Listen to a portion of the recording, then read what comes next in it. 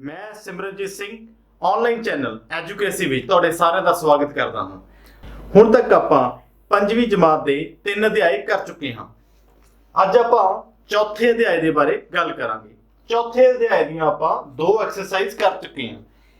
ਅੱਜ ਆਪਾਂ 4.3 ਤੋਂ ਲੈ ਕੇ 4.9 ਐਕਸਰਸਾਈਜ਼ ਤੱਕ ਸਾਰੀਆਂ ਐਕਸਰਸਾਈਜ਼ਸ ਕਵਰ ਕਰਾਂਗੇ। ਚੌਥੇ ਅਧਿਆਏ ਦਾ ਨਾਮ ਹੈ ਭਿੰਨਾਤਮਕ ਸੰਖਿਆਵਾਂ। ਇੰਗਲਿਸ਼ ਦੇ ਵਿੱਚ ਇਸ ਨੂੰ ਕੀ ਕਹਿੰਦੇ ਹਨ? Fractional number. बच्चों मैं ਤੁਹਾਨੂੰ फ्रैक्शनल नंबर ਦੇ ਬਾਰੇ ਦੱਸ ਚੁੱਕਿਆ ਹਾਂ। ਭਿੰਨਾਤਮਕ ਸੰਖਿਆਵਾਂ ਉਹ ਹੁੰਦੀਆਂ ਹਨ ਜੋ ਭਿੰਨਤਾ ਦਰਸਾਉਂਦੀਆਂ ਹੋਣ, ਜੋ ਦੋ ਸੰਖਿਆਵਾਂ ਦੀਆਂ ਭਿੰਨਤਾ ਦਰਸਾਉਂਦੀਆਂ ਹੋਣ ਜਾਂ ਉਸ ਦਾ ਹਿੱਸਾ ਦੱਸਦੀਆਂ ਹੋਣ ਵੀ ਇਹ ਕਿਸੇ ਸੰਖਿਆ ਦਾ ਕਿੰਨਾ ਹਿੱਸਾ ਜਾਂ ਕਿੰਨਵਾਂ ਹਿੱਸਾ ਹੈ। ਆਓ ਆਪਾਂ ਅੱਗੇ ਦੇਖਦੇ ਹਾਂ। 4.3 ਦੇ ਵਿੱਚ ਸਾਡੇ ਕੋਲੇ 4.3 ਦੇ ਵਿੱਚ ਸਮਾਨ ਭਿੰਨਾਂ ਦਾ ਪਤਾ ਕਰਨਾ। ਸਮਾਨ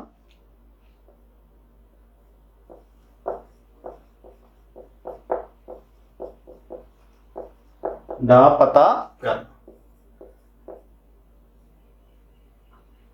ਬੱਚਿਓ ਸਮਾਨ ਭਿੰਨਾਂ ਦਾ ਪਤਾ ਕਿਸ ਤਰ੍ਹਾਂ ਕਰ ਸਕਦੇ ਹਾਂ? ਦੇਖਿਓ ਸਾਡੇ ਕੋਲੇ ਦੋ ਭਿੰਨ ਹਨ, ਇੱਕ 3/4 ਅਤੇ ਦੂਸਰਾ 6/8 9/12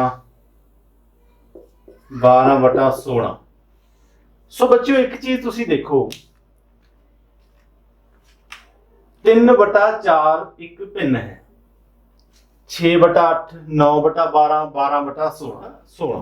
ਬੱਚਿਓ ਜਦੋਂ ਕੋਈ ਦੋ ਭਿੰਨਾਂ ਸਾਡੇ ਕੋਲੇ ਹੋਣ, ਦੋ ਭਿੰਨਾਂ ਦੀ ਸਮਾਨਤਾ ਅਸੀਂ ਤਿਰਛੀ ਗੁਣਾ ਵਿਧੀ ਕਿਹੜੀ ਹੈ? तिरछी गुणा।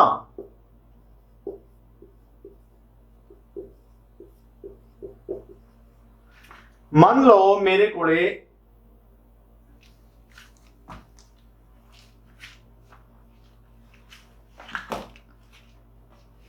आ दो संख्यावां हन, 3/4 भिन्न ਅਤੇ 6/8। ਤਾਂ ਇੱਥੇ अंश की है?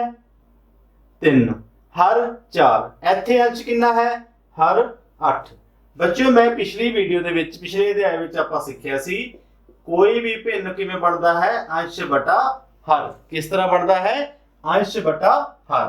ਤਾਂ अंश जो है ऊपर वाली संख्या ਹੁੰਦੀ ਹੈ। ਇਸ ਭਿੰਨ ਦੇ ਵਿੱਚ 3 ਕੀ ਹੈ? अंश। हर ਕਿੰਨਾ ਹੈ? 4। ਤਾਂ ਜਦੋਂ ਆਪਾਂ ਨੇ ਸਮਾਨ ਭਿੰਨਾਂ ਦਾ ਪਤਾ ਕਰਨਾ ਹੋਵੇ ਤਾਂ ਆਪਾਂ ਤਿਰਛੀ ਗੁਣਾ ਕਰਦੇ ਹਾਂ। ਤਿਰਛੀ ਗੁਣਾ ਦਾ ਮਤਲਬ ਪਹਿਲੀ ਸੰਖਿਆ ਦੇ ਅੰਸ਼ ਨੂੰ ਦੂਜੀ ਸੰਖਿਆ ਦੇ ਹਰ ਨਾਲ ਅਤੇ ਦੂਜੀ ਸੰਖਿਆ ਦੇ ਪਹਿਲੀ ਸੰਖਿਆ ਦੇ ਹਰ ਨੂੰ ਦੂਜੀ ਸੰਖਿਆ ਦੇ ਅੰਸ਼ ਨਾਲ। ਇਸ ਨੂੰ ਬੱਚਿਓ ਤੁਸੀਂ ਇਸ ਤਰ੍ਹਾਂ ਵੀ ਲਿਖ ਸਕਦੇ ਹੋ, ਦੇਖੋ ਧਿਆਨ ਨਾਲ। ਦੇਖੋ ਪਹਿਲੀ ਸੰਖਿਆ ਦੇ ਵਿੱਚ अंश 1/1 ਦਾ ਮਤਲਬ ਹੈ ਪਹਿਲੀ ਸੰਖਿਆ, ਇਹ ਪਹਿਲੀ ਸੰਖਿਆ ਹੈ, ਇਹ ਦੂਜੀ ਸੰਖਿਆ ਹੈ। अंश 1/ हर 1 बराबर है अंश 2/हर 2। ਤਾਂ ਮੈਂ ਤੁਹਾਨੂੰ ਤਿਰਛੀ ਗੁਣਾ ਦੇ ਵਿੱਚ ਕੀ ਦੱਸਿਆ ਹੈ? ਪਹਿਲੇ ਅੰਸ਼ ਨੂੰ ਦੂਜੇ ਹਰ ਨਾਲ ਅਤੇ ਪਹਿਲੇ ਹਰ ਨੂੰ ਦੂਜੇ ਅੰਸ਼ ਨਾਲ। ਯਾਨੀ ਸਾਡੇ ਕੋਲ ਕੀ ਬਣ ਜਾਵੇਗਾ? अंश 1 गुणा हर 2 बराबर है हर 1 गुणा अंश 2। बच्चों देखिए तुसी, जे ये दोहां दी गुणा बराबर आउंदी है, जे इन्हां दोहां दी तिरछी गुणा बराबर आउंदी है तां साडे भिन्न की होणगे? समान होणगे। की होणगे? समान। आजो बच्चों आपां करके देखते हां। 3/4 देखो ਇੱਥੇ मैं तिरछी गुणा, अंश पहले च की है? अंश पहला हर दूजा। अंश पहला है 3, हर कितना है? 2। यानी 3 गुणा, देखो बच्चों 3 गुणा 8 बराबर है हर पहला। हर पहला किहड़ा है? पहली रकम का हर 4 ते दूजी रकम का अंश की है? 6। ਤਾਂ ਇਹ ਆ ਜਾਵੇਗਾ 4 गुणा 6। 3 8 कितना ਹੁੰਦਾ है? 24। कितना ਹੁੰਦਾ है? 24। ਤੇ 4 ਸਿੱਕੇ ਕਿੰਨਾ ਹੁੰਦਾ ਹੈ? 24। ये दोनों ही रकमां एक दूजे दे बराबर आईयां हन। इसका मतलब ये दोहे जिहड़े भिन्न हन ये की हन समान हन। ये दोनों ही भिन्न की हन समान हन। तिरछी गुणा नाल असीं इस भिन्नां नूं पता कर सकते हाँ कि ये समान हन या नहीं। बच्चों मैं एक होर उदाहरण लेना हाँ। देखो 2/7 बराबर है 14/21। बच्चे बड़े ध्यान ना देखो।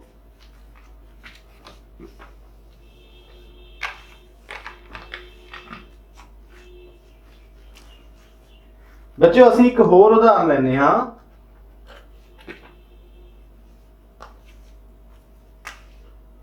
2/3 भिन्न पहला की है 2/3, दूसरा है 8/12। बच्चों इस विच भी तुसी देखो तिरछी आपां इस विच ये पता करना है कि ये दोहे भिन्ना समान हन या नहीं। किस तरह पता करांगे? तिरछी गुणा राही, यानी पहले अंश नूं दूजे हर नाल अते पहले हर नूं दूजे अंश नाल। ये किस तरह हो जाएगा बच्चे? ध्यान नाल देखो 2 गुणा 12 बराबर है 3 गुणा 18। तो यह की बन गया? 24। 2 गुणा 12 24 ते 3 गुणा 8 24। तो साडे कोले दोनों ही बराबर आ गए ना। तो ये दोहे भिन्न भी की हन बराबर हन। बच्चों इस तरह असीं समान भिन्नां दा पता कर सकते हैं। जे यही बराबर ना हो, बच्चों बड़े ध्यान नाल देखो, जे यही साडी तिरछी गुणा बराबर ना आवे, इसे सवाल नूं आपां करके देखते हाँ। मान लो इत्थे 4/7 आ जाए। दो भिन्न हन हुण साडे कोले। हुण तिरछी गुणा करके देखो पहले अंश नूं दूजे हर नाल, यानी कि 2 गुणा 7 बराबर है 3 गुणा 4। 7 दूनी कितना होया 14, 3 चौके 12। तो यह दोहे बराबर नहीं हन। ते जदों बराबर ना होण उस वेले आपां की कहंदे हां? असमान। ये समान हन, ओह असमान। असमान भिन्न तां ओह समान भिन्न नहीं हन, असमान। जां उसनूं समान भिन्न ना होना कह सकते हाँ, ते जां फिर असमान। ठीक है बच्चियों। आओ बच्चियों हुण असीं एक्सरसाइज 4.3 देखते हाँ। 4.3 का पहला सवाल है 3/7 अते 6/14। पहले सवाल विच असीं देखना है कि किहड़े भिन्न तुल हन जां समान हन। इस सवाल दे विच असीं तुल अते समान भिन्नां बारे देखांगे। अते समान भिन्न अते समान। हुण असीं तिरछी विधि जिहड़ी मैं तुहानूं तिरछी विधि राही समान भिन्नां दा पता करन दी विधि दसी सी, उस विधि राही असीं ये देखांगे कि यह दोहे भिन्न समान हन जां तुल हन। तिरछी गुणा किहड़ी विधि सी? तिरछी गुणा। आओ बच्चिओ असीं हुण देखदे हां 3/7 अते 6/14, यानी कि इत्थे अंश पहला अंश केड़ा है? पहली संख्या का अंश केड़ा है? 3 बटा पहली संख्या का हर केड़ा है? 7। इधर देखो बच्चियों पहली संख्या दे दूजी संख्या दे विच अंश केड़ा है? दूजी संख्या दे विच अंश है 6 अते हर कितना है? हर 14। बच्चों मैं इसलिए इत्थे लिखा है तां जो तुहानूं वड्डियां कैलकुलेशंस करन लगे प्रॉब्लम ना आवे, क्योंकि यह एक फार्मूला बनता है तिरछी गुणा का। अंश पहले अंश नूं दूजे हर नाल गुणा करना अते पहले अंश नूं दूजे हर नाल गुणा करना अते पहले हर नूं दूजे अंश नाल गुणा करना। ये किस तरह बनता है बच्चों, मैं तुहानूं एक बार फेर फार्मूला लिख के दस दिना वा। अंश पहला, पहली संख्या का पहली भिन्न का अंश गुणा हर दूजा बराबर है हर पहला गुणा अंश दूजा। ये साडे कोले तिरछी गुणा का फार्मूला है। जे ये दोहे समान आउंदे हन तां ये समान भिन्न हन, जे समान नहीं आउंदे हन तां ये भिन्न समान नहीं आउंदे हन। इत्थे असीं देखदे हां 3/7 ਅਤੇ 6/14। ਆਪਾਂ तिरछी गुणा करके देखते हाँ। 3 गुणा 14 बराबर है 7 गुणा 6। 3 गुणा 14 बराबर है 7 गुणा 6। 3 14 ਨੂੰ अब 3 ਨੂੰ 14 ਨਾਲ गुणा करांगे कितना आ जाएगा 14 तीए 42 42 ਤੇ 7 ਨੂੰ 6 ਨਾਲ गुणा करे ਤੇ भी 42 ही आवेगा। ਤਾਂ ਦੋਨੇ ਰਕਮਾਂ ਬਰਾਬਰ ਹੋ ਗਈਆਂ ਨਾ। ਤਾਂ ਇਸ ਦਾ ਮਤਲਬ ਕੀ ਹੋਇਆ, ਇਹ ਦੋਹੇ ਭਿੰਨ ਕੀ ਹਨ, ਸਮਾਨ ਹਨ। ਸਮਾਨ मतलब ਬਰਾਬਰ ਹਨ, ਇੱਕ ਸਮਾਨ ਹਨ। ਠੀਕ ਹੈ ਬੱਚਿਓ, ਇਸ ਤਰ੍ਹਾਂ ਅਸੀਂ ਸਮਾਨ ਭਿੰਨ ਦਾ ਪਤਾ ਕਰ ਸਕਦੇ ਹਾਂ। ਬੱਚਿਓ ਹੁਣ ਅਸੀਂ ਸੀ ਸਵਾਲ ਦੇਖਦੇ ਹਾਂ। ਐਕਸਰਸਾਈਜ਼ 4.3 ਦਾ ਸੀ ਕੁਐਸਚਨ। ਸੀ ਕੁਐਸਚਨ ਕੀ ਹੈ 6/9 ਅਤੇ 24/36। ਇਸ ਵਿੱਚ ਵੀ ਅਸੀਂ ਤਿਰਛੀ ਗੁਣਾ ਕਰਕੇ ਦੇਖਾਂਗੇ।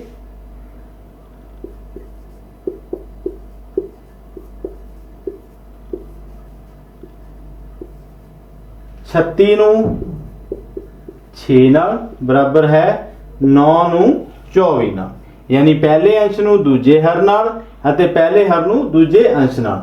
ਜਦੋਂ ਅਸੀਂ 36 ਨੂੰ 6 ਨਾਲ ਗੁਣਾ ਕਰਾਂਗੇ ਕਿੰਨਾ ਆਵੇਗਾ 6 ਕਮ 36 3 ਹਸਲ ਗਿਆ 6 ਤੀ 18 ਤੇ 3 21। ਇਹ ਕਿੰਨਾ ਆ ਗਿਆ ਸਾਡੇ ਕੋਲੇ 216।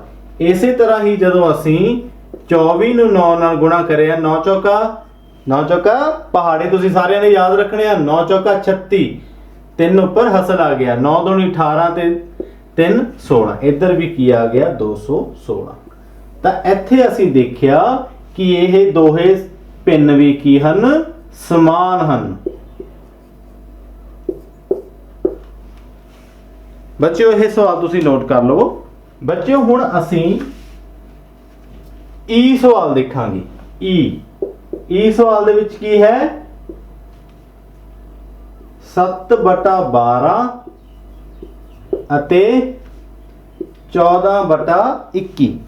7/12 ਅਤੇ 14/21। ਇਸ ਨੂੰ ਵੀ ਬੱਚਿਓ ਅਸੀਂ ਤਿਰਛੀ ਗੁਣਾ ਨਾਲ ਕਰਕੇ ਦੇਖਣਾ ਹੈ। ਕਿਸ ਤਰ੍ਹਾਂ ਕਰਾਂਗੇ 7 ਨੂੰ 21 ਨਾਲ ਗੁਣਾ ਤੇ 12 ਨੂੰ 14 ਨਾਲ ਗੁਣਾ। 7 ਗੁਣਾ 21 ਬਰਾਬਰ ਹੈ 12 ਗੁਣਾ 14। ਜਦੋਂ ਆਪਾਂ ਨੇ 7 ਨੂੰ ਗੁਣਾ 4 ਨੂੰ 7 ਨਾਲ ਗੁਣਾ 24 ਨਾਲ ਗੁਣਾ ਕਰਿਆ 7 ਨੂੰ ਤਾਂ ਕਿੰਨਾ ਆਵੇਗਾ 7 ਚੌਕਾ 28 2 ਹਸਲ 7 दूनी 14 ਤੇ 2 12 ਤੇ 7 दूनी 14 ਤੇ 2 ਕਿੰਨਾ ਆਵੇਗਾ 16। ਇਹ ਆ ਜਾਵੇਗਾ ਸਾਡੇ ਕੋਲ 168। ਇਸੇ ਤਰ੍ਹਾਂ ਹੀ ਜਦੋਂ ਅਸੀਂ 12 ਨੂੰ 14 ਨਾਲ ਗੁਣਾ ਕਰਾਂਗੇ ਕਿੰਨਾ ਆਵੇਗਾ 4 दूनी 8 4 एकम 4 1 दूआ 1 एकम 1 8 6। ਇਹ ਵੀ ਸਾਡੇ ਕੋਲ ਕਿੰਨਾ ਆ ਗਿਆ 168। ਤਾਂ ਇਹ ਵੀ ਕੀ ਹੈ ਸਮਾਨ ਭਿੰਨ ਹੈ। ਕੀ ਹੈ ਸਮਾਨ ਭਿੰਨ। ਜੇ ਇਹ ਦੋਨਾਂ ਦਾ ਗੁਣਾ ਬਰਾਬਰ ਨਾ ਆਉਂਦੀ ਤਾਂ ਇਹ ਤੁਲ ਭਿੰਨ ਆਉਂਦਾ। ਹੁਣ ਅਸੀਂ ਐਫ ਸਵਾਲ ਦੇਖਦੇ ਹਾਂ। ਕਿਹੜਾ ਸਵਾਲ ਐਫ।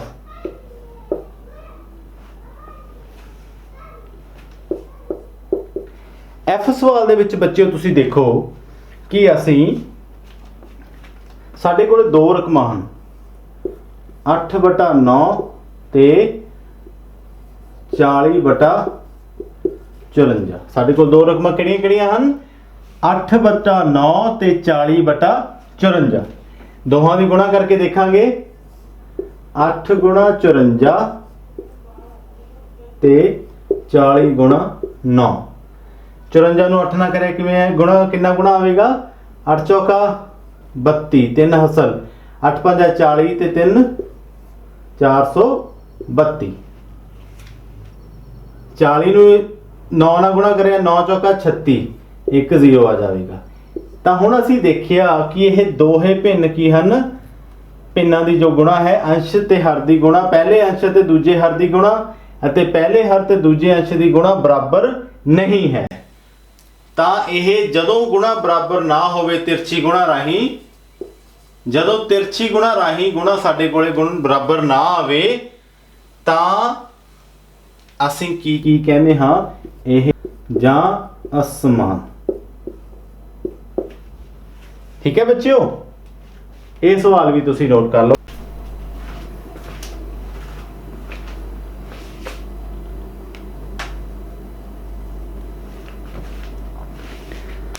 ਬੱਚਿਓ ਹੁਣ ਅਸੀਂ ਦੇਖਾਂਗੇ 4.4 ਜੋ ਇਸ ਵਿੱਚ ਦੱਸਿਆ ਗਿਆ ਹੈ, ਭਿੰਨਾਤਮਕ ਸੰਖਿਆਵਾਂ ਦਾ ਨਿਊਨਤਮ ਰੂਪ।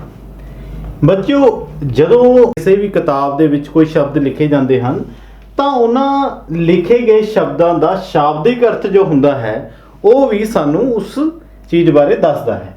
ਜਿਸ ਤਰ੍ਹਾਂ ਭਿੰਨਾਤਮਕ ਸੰਖਿਆਵਾਂ ਬਾਰੇ ਮੈਂ ਤੁਹਾਨੂੰ ਦੱਸ ਚੁੱਕਿਆ ਹਾਂ। ਨਿਊਨਤਮ ਰੂਪ, ਨਿਊਨਤਮ ਹੁੰਦਾ ਹੈ ਛੋਟੇ ਤੋਂ ਛੋਟਾ, ਨਿਊਨਤਮ ਛੋਟੇ ਤੋਂ ਛੋਟਾ, ਸਮਾਲੈਸਟ।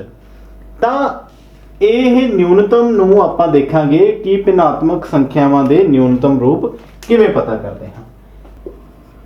ਬੱਚਿਓ ਆਪਾਂ ਇੱਕ ਉਦਾਹਰਨ ਦੇਖਦੇ ਹਾਂ। ਅਸੀਂ ਇਹ ਦੇਖਣਾ ਹੈ ਕਿ ਇਹਨਾਂ ਦੋਨਾਂ ਸੰਖਿਆਵਾਂ ਦੇ ਭਿੰਨ ਦੀਆਂ, ਇਹਨਾਂ ਦੋਨਾਂ ਸੰਖਿਆਵਾਂ ਦੇ ਗੁਣਨਖੰਡ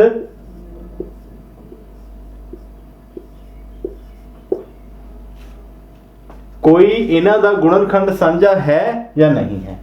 ਕੇਵਲ ਇੱਕ ਹੈ, ਇੱਕ ਤੋਂ ਇਲਾਵਾ ਜੇ ਕੋਈ ਹੋਰ ਗੁਣਨਖੰਡ ਸਾਂਝਾ ਨਾ ਹੋਵੇ ਤਾਂ ਇਹ ਸੰਖਿਆ ਆਪਣੇ ਨਿਊਨਤਮ ਰੂਪ ਵਿੱਚ ਹੈ। ਤਾਂ ਇਹ ਸੰਖਿਆ ਆਪਣੇ ਨਿਊਨਤਮ ਰੂਪ ਵਿੱਚ ਹੈ। ਬੱਚੇ ਬੜੇ ਧਿਆਨ ਨਾਲ ਦੇਖੋ, ਗੁਣਨਖੰਡ ਕਰਨੇ ਹਨ ਅਤੇ ਗੁਣਨਖੰਡ ਦੇ ਵਿੱਚ ਜੇ ਇੱਕ ਤੋਂ ਇਲਾਵਾ ਕੋਈ ਹੋਰ ਗੁਣਨਖੰਡ ਸਾਂਝਾ ਨਹੀਂ ਆਉਂਦਾ ਤਾਂ ਉਹ ਸੰਖਿਆ ਆਪਣੇ ਨਿਊਨਤਮ ਰੂਪ ਜਾਂ ਪਦ ਵਿੱਚ ਹੈ। ਬੱਚੇ ਹੁਣ ਇਹ ਪਤਾ ਕਰਨ ਲਈ ਵੀ ਕੋਈ ਭਿੰਨ ਆਪਣੇ ਨਿਊਨਤਮ ਰੂਪ ਵਿੱਚ ਹੈ ਜਾਂ ਨਹੀਂ, ਇੱਕ ਵਿਧੀ ਦਾ ਪ੍ਰਯੋਗ ਕਰਾਂਗੇ। ਅਸੀਂ ਇੱਕ ਵਿਧੀ ਦੇਖਾਂਗੇ। ਵਿਧੀ ਕਿਹੜੀ ਹੈ? ਮੰਮਾ ਸੱਸਾ ਵਾਵਾ ਵਿਧੀ।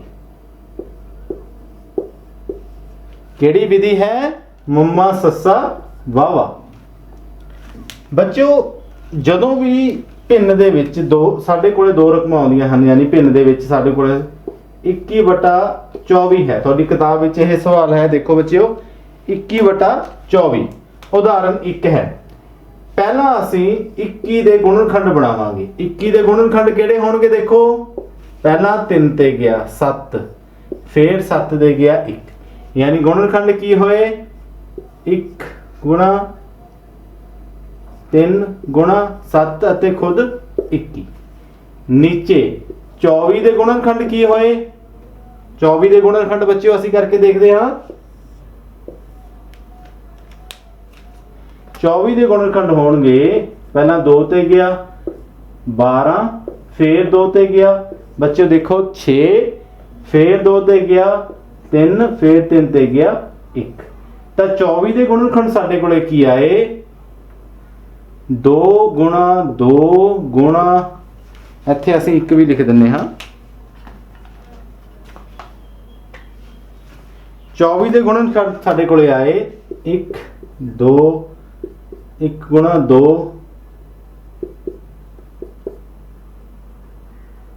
ਗੁਣਾ 2 ਗੁਣਾ 2 ਗੁਣਾ 3, ਯਾਨੀ 2 ਦੂਣੀ 4, 4 ਦੂਣੀ 8, 8 ਤੀਆ 24। ਹੁਣ ਬੱਚਿਓ ਅਸੀਂ ਇਹਨਾਂ ਦੋਹਾਂ ਸੰਖਿਆਵਾਂ ਦਾ ਮੰਮਾ ਸੱਸਾ ਵਾਵਾ ਕਰਨਾ ਹੈ। ਮੰਮਾ ਸੱਸਾ ਵਾਵਾ ਜੋ ਸਾਡਾ ਮੰਮਾ ਸੱਸਾ ਵਾਵਾ ਆਵੇਗਾ ਉਸ ਨੂੰ ਅਸੀਂ ਅੰਸ਼ ਅਤੇ ਹਰ ਨਾਲ ਭਾਗ ਕਰ ਦੇਣਾ ਹੈ। ਕਿਹਦੇ ਨਾਲ ਭਾਗ ਕਰ ਦੇਣਾ ਹੈ? ਅੰਸ਼ ਅਤੇ ਹਰ ਨਾਲ। ਦੇਖੋ ਮੰਮਾ ਸੱਸਾ ਵਾਵਾ ਮੈਂ ਤੁਹਾਨੂੰ ਕੀ ਦੱਸਿਆ ਸੀ? HCF ਕਹਿੰਦੇ ਨੇ ਇੰਗਲਿਸ਼ ਦੇ ਵਿੱਚ ਇਹਨੂੰ, ਹਾਈਐਸਟ ਕਾਮਨ ਫੈਕਟਰ, ਯਾਨੀ ਵੱਡੀ ਤੋਂ ਵੱਡੀ ਸਾਂਝੀ ਸੰਖਿਆ। ਹੁਣ ਇੱਥੇ ਦੇਖੋ 3 ਦੂਜੀ ਸੰਖਿਆ ਨਾਲ ਸਾਂਝਾ ਹੈ ਪਰ 7 ਦੂਜੀ ਸੰਖਿਆ ਵਿੱਚ ਨਹੀਂ ਹੈ ਨਾ। 24 ਦੇ ਗੁਣਨਖੰਡ ਦੇ ਵਿੱਚ 7 ਨਹੀਂ ਆਉਂਦਾ ਤਾਂ ਵੱਡੇ ਤੋਂ ਵੱਡਾ ਸਾਂਝਾ ਗੁਣਨਖੰਡ ਕਿਹੜਾ ਹੋਇਆ 3। ਤਾਂ 3 ਕੀ ਹੈ ਇਸ ਦਾ ਮਮਾ ਸੱਸਾ ਵਾਵਾ। ਜੋ ਬੱਚਿਓ ਇਹ ਵਿਧੀ ਹੈ, ਇਹ ਮੈਂ ਵਿਧੀ ਲਿਖ ਦਿੰਦਾ ਹਾਂ, ਤੁਸੀਂ ਆਪਣੀਆਂ ਕਿਤਾਬਾਂ ਦੇ ਵਿੱਚ ਇਸੇ ਤਰ੍ਹਾਂ ਹੀ ਨੋਟ ਕਰ ਲਵੋ। ਅੰਸ਼ ਬਟਾ ਹਰ ਭਿੰਨ ਇਸ ਤਰ੍ਹਾਂ ਹੁੰਦਾ ਹੈ ਨਾ, ਤਾਂ ਭਾਗ ਕਰਨਾ ਹੈ ਅਸੀਂ ਜੋ ਸਾਡੇ ਕੋਲੇ ਮਮਾ ਸੱਸਾ ਵਾਵਾ ਹੋਵੇਗਾ।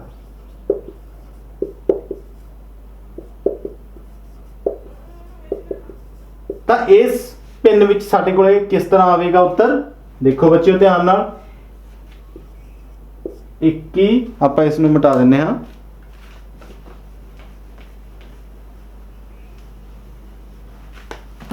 ਦੇਖੋ ਬੱਚਿਓ, ਅੰਸ਼ ਨੂੰ ਵੀ ਭਾਗ ਕਰਨਾ ਹੈ ਮਮਾ ਸੱਸਾ ਵਾਵਾ ਨਾਲ ਤੇ ਹਰ ਨੂੰ ਵੀ ਮਮਾ ਸੱਸਾ ਵਾਵਾ ਨਾਲ ਭਾਗ ਕਰਨਾ ਹੈ। ਬੱਚਿਓ ਬੜੇ ਧਿਆਨ ਨਾਲ ਦੇਖੋ, ਸਾਡੇ ਕੋਲੇ ਰਕਮ ਸੀ 21/24, ਸਾਡੇ ਕੋਲ ਭਿੰਨ ਕੀ ਸੀ 21/24। ਹੁਣ ਅਸੀਂ ਇਸ ਨੂੰ ਭਾਗ ਕਰਾਂਗੇ, ਮਮਾ ਸੱਸਾ ਵਾਵਾ ਕਿੰਨਾ ਆਇਆ 3, ਉੱਪਰ ਵੀ ਭਾਗ ਕਰਾਂਗੇ 3 ਨਾਲ। ਤਾਂ ਇਹ ਕਿੰਨਾ ਆ ਗਿਆ, ਜਦੋਂ ਅਸੀਂ 21 ਨੂੰ ਭਾਗ ਕਰਿਆ 3 ਨਾਲ ਕਿੰਨਾ ਆ ਜਾਵੇਗਾ 7, 24 ਨੂੰ ਭਾਗ ਕਰਿਆ 3 ਨਾਲ ਕਿੰਨਾ ਆਵੇਗਾ 8। ਤਾਂ ਹੁਣ ਇਹ ਆਪਣੇ ਨਿਊਨਤਮ ਪਦ ਦੇ ਵਿੱਚ ਆ ਗਿਆ। ਤਾਂ ਅਸੀਂ ਕਿਹੜੀ ਵਿਧੀ ਰਾਹੀਂ ਨਿਊਨਤਮ ਪਦ ਦਾ ਪਤਾ ਕੀਤਾ, ਮਮਾ ਸੱਸਾ ਵਾਵਾ ਵਿਧੀ। ਇਸ ਵਿਧੀ ਨੂੰ ਤੁਸੀਂ ਆਪਣੀਆਂ ਕਿਤਾਬਾਂ ਦੇ ਵਿੱਚ ਨੋਟ ਕਰ ਲਵੋ। ਅੰਸ਼ ਨੂੰ ਵੀ ਭਾਗ ਕਰਾਂਗੇ ਮਮਾ ਸੱਸਾ ਵਾਵਾ ਨਾਲ, ਹਰ ਨੂੰ ਵੀ ਭਾਗ ਕਰਾਂਗੇ ਮਮਾ ਸੱਸਾ ਵਾਵਾ ਨਾਲ, ਤੇ ਸਾਡੇ ਕੋਲੇ ਨਿਊਨਤਮ ਸੰਖਿਆ ਜੋ ਹੈ, ਨਿਊਨਤਮ ਰੂਪ ਹੈ ਜੋ ਸਾਨੂੰ ਭਿੰਨ ਦਾ ਉਹ ਪਤਾ ਲੱਗ ਜਾਵੇਗਾ। ਬੱਚਿਓ ਮਮਾ ਸੱਸਾ ਵਾਵਾ ਵਿਧੀ ਨੂੰ ਮੈਂ ਦੁਬਾਰਾ ਇੱਥੇ ਲਿਖ ਦਿੰਦਾ ਹਾਂ। ਮਮਾ ਸੱਸਾ ਵਾਵਾ ਵਿਧੀ ਜੋ ਹੈ,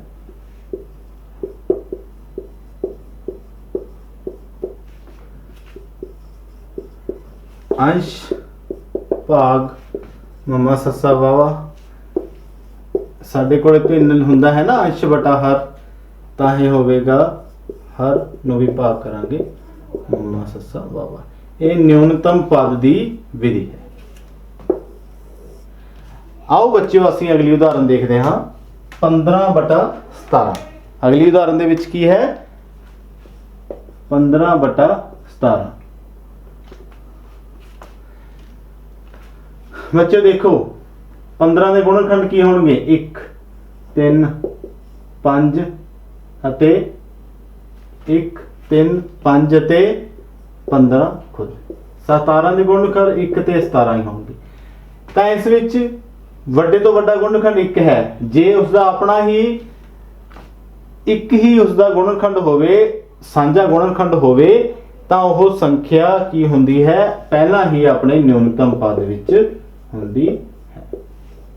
ਤੁਹਾਨੂੰ ਸਵਾਲ ਬੱਚਿਓ ਇਸ ਤਰ੍ਹਾਂ ਪੁੱਛਿਆ ਜਾਵੇਗਾ ਕਿ ਇਹ ਸੰਖਿਆ ਆਪਣੇ ਨਿਊਨਤਮ ਪਦ ਵਿੱਚ ਹੈ ਜਾਂ ਨਹੀਂ, ਤੇ ਜਦੋਂ ਜੇ ਤਾਂ ਉਹ ਇੱਕ ਤੋਂ ਇਲਾਵਾ ਉਸ ਦਾ ਕੋਈ ਹੋਰ ਗੁਣਨਖੰਡ ਸਾਂਝਾ ਹੋਵੇ ਤਾਂ ਉਹ ਆਪਣੇ ਨਿਊਨਤਮ ਪਦ ਵਿੱਚ ਨਹੀਂ ਹੈ, ਤਾਂ ਆਪਾਂ ਇਹ ਵਿਧੀ ਰਾਹੀਂ ਨਿਊਨਤਮ ਪਦ ਦੇ ਵਿੱਚ ਕਰਾਂਗੇ। ਪਰੰਤੂ ਜੇ ਇਹ ਇਸ ਦਾ ਜੋ ਗੁਣਨਖੰਡ ਹੈ ਇੱਕ ਤੋਂ ਇਲਾਵਾ ਕੋਈ ਹੋਰ ਗੁਣਨਖੰਡ ਸਾਂਝਾ ਨਹੀਂ ਹੈ, ਤਾਂ ਇਹ ਸੰਖਿਆ ਪਹਿਲਾਂ ਹੀ ਆਪਣੇ ਨਿਊਨਤਮ ਪਦ ਦੇ ਵਿੱਚ ਹੈ। ਇਸ ਨੂੰ ਅਸੀਂ ਇੱਕ ਹੋਰ ਤਰੀਕੇ ਨਾਲ ਦੇਖ ਸਕਦੇ ਹਾਂ। ਜੇ ਇਹਨਾਂ ਦੋਨਾਂ ਹੀ ਸੰਖਿਆਵਾਂ ਦੇ ਗੁਣਨਖੰਡ ਯਾਨੀ ਕਿ ਅਸੀਂ ਲਿਖ ਲਏ, ਇਹਨਾਂ ਦਾ ਮਮਾ ਸੱਸਾ ਵਾਵਾ ਜੇ 1 ਆਵੇ, ਜੇ ਮਮਾ ਸੱਸਾ ਵਾਵਾ 1 ਆਵੇ ਤਾਂ ਉਹ ਸੰਖਿਆ ਪਹਿਲਾਂ ਤੋਂ ਹੀ ਆਪਣੇ ਨਿਊਨਤਮ ਪਦ ਦੇ ਵਿੱਚ ਹੈ। जे मम्मा सस्सा वावा 1 तो इलावा कोई होर आवे, 1 तो बगैर कोई होर संख्या आवे,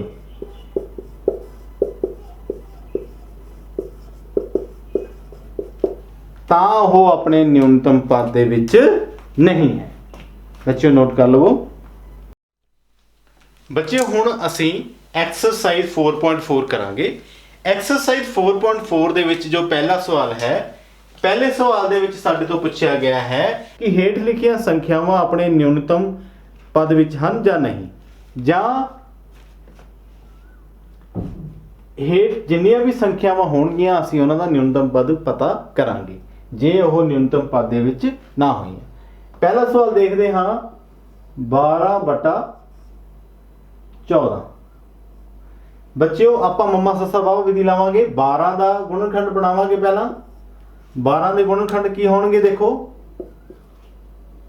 2 ਤੇ ਗਿਆ 6, 2 ਤੇ ਗਿਆ 3, 3 ਤੇ ਗਿਆ 1, ਤਾਂ ਗੁਣਨਖੰਡ ਕੀ ਹੋਏ 2 ਗੁਣਾ 2 ਗੁਣਾ 3।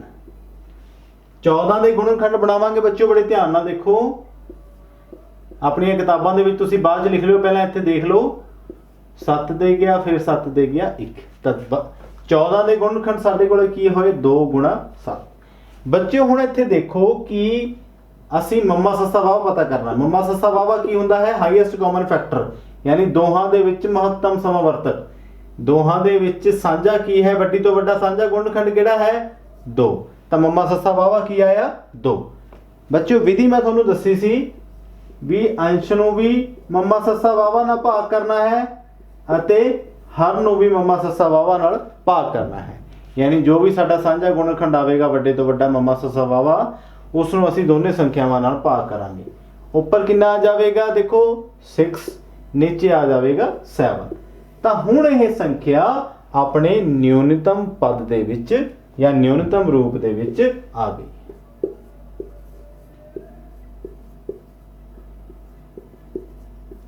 ਤਾਂ ਸਵਾਲ ਦੇ ਵਿੱਚ ਪੁੱਛਿਆ ਗਿਆ ਹੈ ਪਤਾ ਕਰੋ ਹੇਠ ਲਿਖੀਆਂ ਸੰਖਿਆਵਾਂ ਆਪਣੇ ਨਿਊਨਤਮ ਪਦ ਵਿੱਚ ਹਨ ਜਾਂ ਨਹੀਂ।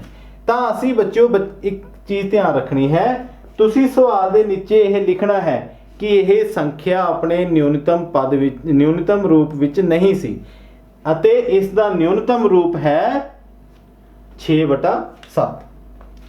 ਜੇ ਤੁਹਾਨੂੰ ਕੇਵਲ ਇਹ ਪੁੱਛਿਆ ਹੈ ਕਿ ਕੀ ਇਹ ਸੰਖਿਆ ਨਿਊਨਤਮ ਰੂਪ ਵਿੱਚ ਹੈ ਜਾਂ ਨਹੀਂ, ਫਿਰ ਤੁਸੀਂ ਕੇਵਲ ਇੰਨਾ ਹੀ ਲਿਖਣਾ ਹੈ, ਇਹ ਸਾਰਾ ਰਫ ਚ ਕਰਨਾ ਹੈ। ਕੇਵਲ ਤੁਸੀਂ ਇੰਨਾ ਲਿਖਣਾ ਹੈ ਕਿ ਇਹ ਸੰਖਿਆ ਆਪਣੇ ਨਿਊਨਤਮ ਰੂਪ ਵਿੱਚ ਨਹੀਂ ਸੀ। ਬੱਚਿਓ ਬੜੇ ਧਿਆਨ ਨਾਲ ਦੇਖੋ ਕੀ ਲਿਖਣਾ ਹੈ, ਇਹ ਸੰਖਿਆ ਜਾਂ ਇਹ ਭਿੰਨ, ਕੀ ਲਿਖਣਾ ਹੈ ਬੱਚਿਓ ਧਿਆਨ ਨਾਲ ਦੇਖੋ, ਤਾਂ ਇਹ ਭਿੰਨ ਸੰਖਿਆ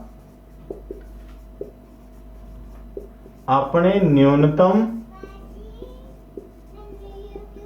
ਰੂਪ ਵਿੱਚ ਨਹੀਂ ਹੈ। ਕਿਉਂਕਿ ਤੁਹਾਨੂੰ ਜਿਸ ਤਰ੍ਹਾਂ ਸਵਾਲ ਪੁੱਛਿਆ ਗਿਆ ਹੈ, ਜਿਸ ਤਰ੍ਹਾਂ ਤੁਹਾਨੂੰ ਸਵਾਲ ਪੁੱਛਿਆ ਗਿਆ ਉਸ ਤਰ੍ਹਾਂ ਹੀ ਤੁਸੀਂ ਇਸ ਦਾ ਉੱਤਰ ਲਿਖਣਾ ਹੈ। ਤਾਂ ਤੁਸੀਂ ਲਿਖਣਾ ਹੈ ਇਹ ਭਿੰਨ ਸੰਖਿਆ ਆਪਣੇ ਨਿਊਨਤਮ ਰੂਪ ਵਿੱਚ ਨਹੀਂ ਹੈ, ਕਿਉਂਕਿ ਨਿਊਨਤਮ ਰੂਪ ਬਾਅਦ ਚ ਕੱਢਿਆ ਹੈ ਨਾ। ਤਾਂ ਇਹੀ ਇਸ ਸਵਾਲ ਦੇ ਵਿੱਚ ਪੁੱਛਿਆ ਗਿਆ ਹੈ ਕਿ ਪਤਾ ਕਰੋ ਹੇਠ ਲਿਖੀਆਂ ਸੰਖਿਆਵਾਂ, ਹੇਠ ਲਿਖੀਆਂ ਭਿੰਨਾਂ ਨਿਊਨਤਮ ਰੂਪ ਵਿੱਚ ਹਨ ਜਾਂ ਨਹੀਂ। ਤਾਂ ਤੁਸੀਂ ਲਿਖਣਾ ਇਹ ਭਿੰਨ ਸੰਖਿਆ ਆਪਣੇ ਨਿਊਨਤਮ ਰੂਪ ਵਿੱਚ ਨਹੀਂ ਹੈ। ਬੱਚਿਓ ਹੁਣ ਅਸੀਂ ਐਕਸਰਸਾਈਜ਼ 4.4 ਦਾ ਡੀ ਸਵਾਲ ਦੇਖਦੇ ਹਾਂ। ਡੀ ਸਵਾਲ ਦੇ ਵਿੱਚ ਕੀ ਹੈ 25/50 ਯਾਨੀ 25/50। 25 ਦੇ ਆਪਾਂ ਫੈਕਟਰ ਬਣਾਵਾਂਗੇ ਯਾਨੀ ਗੁਣਨਖੰਡ ਬਣਾਵਾਂਗੇ। 5 ਤੇ ਗਿਆ 25 1, ਯਾਨੀ ਕੀ ਹੋਏ 5 ਗੁਣਾ 5। ਇਸੇ ਤਰ੍ਹਾਂ ਹੀ ਆਪਾਂ ਹੁਣ 50 ਦੇ ਗੁਣਨਖੰਡ ਬਣਾਵਾਂਗੇ। 5 ਤੇ ਗਿਆ ਜਾਂ ਪਹਿਲਾਂ 2 ਤੇ ਲੈ ਕੇ ਜਾਂਦੇ ਹਾਂ, 2 ਤੇ ਗਿਆ 25, ਫਿਰ 2 ਤੇ ਗਿਆ 5 ਤੇ ਗਿਆ 25, ਫਿਰ 5, ਫਿਰ ਇਸ ਦੇ ਫੈਕਟਰ ਕੀ ਬਣੇ 2 ਗੁਣਾ 5 ਗੁਣਾ 5। ਇਸ ਦੇ ਗੁਣਨਖੰਡ ਕੀ ਬਣੇ 2 ਗੁਣਾ 5 ਗੁਣਾ 5। ਬੱਚਿਓ ਹੁਣ ਅਸੀਂ ਇਹਨਾਂ ਦਾ ਮੰਮਾ ਸੱਸਾ ਵਾਵਾ ਪਤਾ ਕਰਾਂਗੇ। ਮੰਮਾ ਸੱਸਾ ਵਾਵਾ ਕੀ ਹੁੰਦਾ ਹੈ ਬੱਚਿਓ, ਆਪਾਂ ਕਿਸ ਦਾ ਮੰਮਾ ਸੱਸਾ ਵਾਵਾ ਕਰਾਂਗੇ ਪਤਾ ਕਰਾਂਗੇ, ਅੰਸ਼ ਅਤੇ ਹਰ ਦਾ। ਜਦੋਂ ਆਪਾਂ ਨੇ 50 ਦੇ ਗੁਣਨਖੰਡ ਬਣਾਏ ਕੀ ਬਣੇ 2 ਗੁਣਾ 5 ਗੁਣਾ 5 ਅਤੇ ਜਦੋਂ 25 ਦੇ ਗੁਣਨਖੰਡ ਬਣਾਏ ਕੀ ਬਣੇ 5 ਗੁਣਾ 5। ਤਾਂ ਦੇਖੋ ਮੰਮਾ ਸੱਸਾ ਵਾਵਾ ਕੀ ਹੁੰਦਾ ਹੈ, ਵੱਡੇ ਤੋਂ ਵੱਡਾ ਸਾਂਝਾ ਗੁਣਨਖੰਡਾਂ ਦਾ ਗੁਣਨਫਲ, ਵੱਡੇ ਤੋਂ ਵੱਡੇ ਸਾਂਝੇ ਗੁਣਨਖੰਡਾਂ ਦਾ ਗੁਣਨਫਲ। ਤਾਂ ਅਸੀਂ ਹੁਣ ਇੱਥੇ ਕੀ ਦੇਖਿਆ, ਕਿਹੜੇ ਕਿਹੜੇ ਸਾਂਝੇ ਗੁਣਨਖੰਡ ਆਏ 5 ਅਤੇ 5, 2 ਵਾਰੀ ਆਇਆ ਨਾ 5, ਤਾਂ ਇਹਨਾਂ ਦਾ ਗੁਣਨਫਲ ਕੀ ਆ ਗਿਆ 25। ਤਾਂ ਮੰਮਾ ਸੱਸਾ ਵਾਵਾ ਕੀ ਆਇਆ ਸਾਡੇ ਕੋਲੇ 25। ਤਾਂ ਹੁਣ ਅਸੀਂ ਅੰਸ਼ ਤੇ ਹਰ ਦੋਨਾਂ ਹੀ ਰਕਮਾਂ ਨੂੰ 25 ਨਾਲ ਯਾਨੀ ਕਿ ਮੰਮਾ ਸੱਸਾ ਵਾਵਾ ਨਾਲ ਭਾਗ ਕਰਾਂਗੇ। 25 ਨੂੰ ਭਾਗ ਕਰਿਆ 25 ਨਾਲ, 50 ਨੂੰ ਭਾਗ ਕਰਿਆ 25 ਨਾਲ। 25 ਨੂੰ 25 ਨਾਲ ਭਾਗ ਕਰਿਆ ਕਿ ਕਿੰਨਾ ਆਏਗਾ 1। 25 ਨੂੰ 50 ਨਾਲ ਭਾਗ ਕਰਿਆ ਕਿੰਨਾ ਆਏਗਾ 2। ਤਾਂ ਹੁਣ ਇਹ ਸੰਖਿਆ ਆਪਣੇ ਨਿਊਨਤਮ ਰੂਪ ਦੇ ਵਿੱਚ ਹੈ। ਬੱਚਿਓ ਦੇਖੋ ਮੈਂ ਦੁਬਾਰਾ ਇੱਕ ਵਾਰੀ ਸਵਾਲ ਤੁਹਾਨੂੰ ਸਾਰਾ ਸਮਝਾਉਣਾ ਹਾਂ। 25/50 ਦਾ ਪਿੰਨ ਸਾਡੇ ਕੋਲ ਸੀ, ਅਸੀਂ 25 ਦੇ ਗੁਣਨਖੰਡ ਬਣਾਏ, ਕੀ ਬਣੇ 5 ਗੁਣਾ 5। 50 ਦੇ ਗੁਣਨਖੰਡ ਬਣਾਏ, ਕੀ ਬਣੇ 2 ਗੁਣਾ 5 ਗੁਣਾ 5। ਮੰਮਾ ਯਾਨੀ ਕਿ ਦੋਹਾਂ ਸੰਖਿਆਵਾਂ ਦੇ ਵੱਡੇ ਤੋਂ ਵੱਡੇ ਸਾਂਝੇ ਗੁਣਨਖੰਡ ਅਸੀਂ ਦੋਹਾਂ ਨੂੰ ਗੁਣਾ ਕਰ ਲਿਆ। ਮੰਮਾ ਸੱਸਾ ਵਾਵਾ ਕੀ ਹੁੰਦਾ ਹੈ, ਵੱਡੇ ਤੋਂ ਵੱਡੇ ਸਾਂਝੇ ਗੁਣਨਖੰਡਾਂ ਦਾ ਗੁਣਨਫਲ। ਤਾਂ ਅਸੀਂ ਦੋਹਾਂ ਨੂੰ ਗੁਣਾ ਕਰਕੇ ਮੰਮਾ ਸੱਸਾ ਵਾਵਾ ਪਤਾ ਕੀਤਾ ਤੇ ਫਿਰ ਜਿਹੜੀ ਅਸੀਂ ਵਿਧੀ ਵਰਤੀ ਸੀ ਯਾਨੀ ਕਿ ਮੰਮਾ ਸੱਸਾ ਵਾਵਾ ਨੂੰ ਅੰਸ਼ ਅਤੇ ਹਰ ਨਾਲ ਭਾਗ ਕਰਕੇ ਅਸੀਂ ਨਿਊਨਤਮ ਰੂਪ ਭਿੰਨ ਦਾ ਨਿਊਨਤਮ ਰੂਪ ਜੋ ਹੈ ਉਹ ਪਤਾ ਕੀਤਾ। ਮੈਂ ਵਿਧੀ ਬੱਚੋ ਇੱਕ ਵਾਰੀ ਦੁਬਾਰਾ ਲਿਖਦਾ, ਤੁਸੀਂ ਦੁਬਾਰਾ ਧਿਆਨ ਨਾਲ ਦੇਖ ਲਓ। ਕੋਈ ਵੀ ਭਿੰਨ ਬਣਦਾ ਹੈ ਅੰਸ਼ ਬਟਾ ਹਰ ਨਾਲ, ਤਾਂ ਨਿਊਨਤਮ ਰੂਪ ਕਿਵੇਂ ਪਤਾ ਕਰਨਾ ਹੈ ਦੇਖੋ ਬੱਚਿਓ ਧਿਆਨ ਨਾਲ।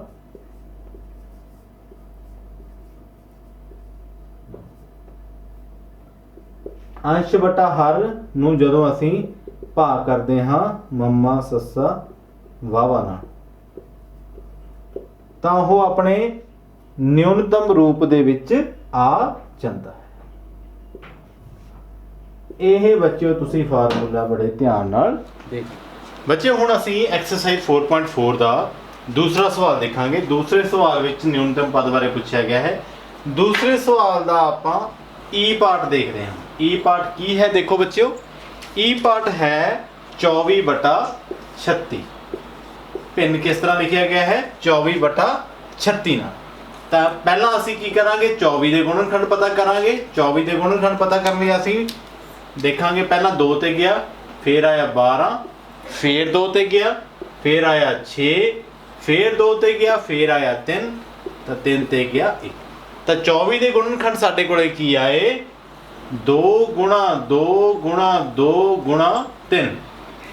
ਇਸੇ ਤਰ੍ਹਾਂ ਹੀ ਹੁਣ ਅਸੀਂ 36 ਦੇ ਗੁਣਨਖੰਡ ਬਣਾਵਾਂਗੇ। 36 ਦੇ ਗੁਣਨਖੰਡ ਬਣਾਉਣ ਲਈ ਪਹਿਲਾਂ ਇਹ ਸੰਖਿਆ ਕਿੰਨੇ ਤੇ ਗਈ 2 ਤੇ, 2 ਨੂੰ 36 ਨਾਲ ਭਾਗ ਕਰਾਂਗੇ ਕਿੰਨਾ ਆ ਜਾਵੇਗਾ 18। ਫਿਰ 2 ਨੂੰ ਕਿੰਨੇ ਤੇ ਕਰਾਂਗੇ 18 ਜਾਵੇ 9 ਤੇ, ਫਿਰ ਇਹ ਕਿੰਨੇ ਤੇ ਗਿਆ 3 ਤੇ, 3 ਤੇ ਗਿਆ 9। ਤਾਂ 36 ਦਾ ਗੁਣਨਖੰਡ ਅਸੀਂ ਕੀ ਦੇਖਿਆ 2 ਗੁਣਾ 2 ਗੁਣਾ 3 ਗੁਣਾ 3, ਯਾਨੀ ਇੱਥੇ ਲਿਖਾਂਗੇ 2 ਗੁਣਾ 2 ਗੁਣਾ 3 ਗੁਣਾ 3। ਤਾਂ ਬੱਚਿਓ ਅਸੀਂ ਕੀ ਦੇਖਣਾ ਹੈ ਵੱਡੇ ਤੋਂ ਵੱਡੇ ਸਾਂਝੇ ਗੁਣਨਖੰਡ ਦਾ ਗੁਣਨਫਲ, ਯਾਨੀ ਕੀ ਆ ਜਾਵੇਗਾ ਮੰਮਾ ਸੱਸਾ ਵਾਵਾ। ਮੰਮਾ ਸੱਸਾ ਵਾਵਾ ਕੀ ਆ ਜਾਵੇ ਦੇਖੋ ਪਹਿਲਾਂ ਗੁਣਨਖੰਡ 1 2 ਸਾਂਝਾ ਹੈ, 1 3 ਤੇ 1 ਹੋਰ 2, ਯਾਨੀ 2 ਦਾ ਇੱਕ ਜੋਟਾ ਸਾਂਝਾ ਹੈ ਸਾਡੇ ਕੋਲ ਅਤੇ 1 3 ਸਾਂਝਾ ਹੈ। ਤਾਂ ਅਸੀਂ ਇਸ ਨੂੰ ਕਿਸ ਤਰ੍ਹਾਂ ਲਿਖਾਂਗੇ 2 ਗੁਣਾ 2 ਗੁਣਾ 3। ਸਾਡੇ ਕੋਲ ਕੀ ਆਇਆ 2 दूनी 4, 4 ਤੀਏ 12। ਤਾਂ ਮੰਮਾ ਸੱਸਾ ਵਾਵਾ ਕਿੰਨਾ ਆਇਆ 12। ਬੱਚਿਓ ਅਸੀਂ ਹੁਣ ਦੇਖਾਂਗੇ ਕਿ ਅੰਸ਼ ਅਤੇ ਹਰ ਨੂੰ ਮੰਮਾ ਸੱਸਾ ਵਾਵਾ ਨਾਲ ਭਾਗ ਕਰਕੇ ਅੰਸ਼ ਕਿੰਨਾ ਹੈ ਬੱਚਿਓ ਦੇਖੋ 24, ਹਰ 36। ਤਾਂ 24 ਨੂੰ ਵੀ ਅਸੀਂ ਭਾਗ ਕਰਿਆ 12 ਨਾਲ, ਹਰ ਕਿੰਨਾ ਸੀ 36, 36 ਨੂੰ ਵੀ ਅਸੀਂ ਭਾਗ ਕਰਿਆ 12 ਨਾਲ। ਤਾਂ ਸਾਡੇ ਕੋਲੇ ਉੱਤਰ ਕਿੰਨਾ ਆਇਆ ਜਦੋਂ ਅਸੀਂ 24 ਨੂੰ 12 ਨਾਲ ਭਾਗ ਕਰਾਂਗੇ ਕਿੰਨਾ ਆ ਜਾਵੇਗਾ 2। ਇੱਥੇ ਕਿੰਨਾ ਆ ਜਾਵੇਗਾ 12 ਤੀਆ 36। ਤਾਂ 24/36 ਦਾ ਨਿਊਨਤਮ ਰੂਪ ਕੀ ਹੋਇਆ 2/3। ਬੱਚਿਓ ਬੜੇ ਧਿਆਨ ਨਾਲ ਦੇਖੋ, ਪਹਿਲਾਂ ਅਸੀਂ ਅੰਸ਼ ਅਤੇ ਹਰ ਦਾ ਕੀ ਕੱਢਿਆ ਮੰਮਾ ਸੱਸਾ ਵਾਵਾ। ਇਹ ਅੰਸ਼ ਸੀ ਇਹ ਹਰ ਸੀ। ਅੰਸ਼ ਅਤੇ ਹਰ ਦਾ ਮੰਮਾ ਸੱਸਾ ਵਾਵਾ ਪਤਾ ਕੀਤਾ ਕਿੰਨਾ ਆਇਆ 12। 12 ਨੂੰ ਭਾਗ ਕੀਤਾ ਤੇ ਜਿੰਨੀ ਸੰਖਿਆ ਸਾਡੇ ਕੋਲੇ ਬਣੀ ਉਹ ਸੰਖਿਆ ਕੀ ਬਣੀ ਨਿਊਨਤਮ ਰੂਪ ਭਿੰਨ ਦਾ ਨਿਊਨਤਮ ਰੂਪ।